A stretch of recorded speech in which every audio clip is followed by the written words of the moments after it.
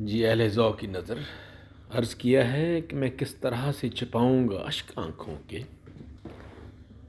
मैं किस तरह से छिपाऊँगा अश्क आँखों के, जो उसने आके कभी मुझसे हाल पूछ लिया।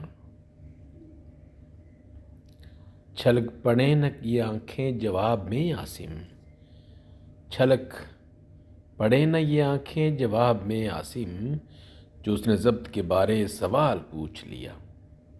मैं किस तरह से छुपाऊँगा अश्क आँखों के, जो उसने आके कभी मुझसे हाल पूछ लिया।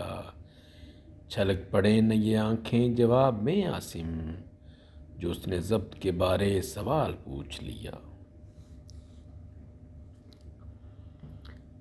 हमारे इस कलम का इंटरनेशनल के चैनल को ज़रूर सब्सक्राइब कीजिए। और भी बहुत सी बातें हैं, ये तो कुछ दो अशार हैं, एक कथा है, लेकिन हमारे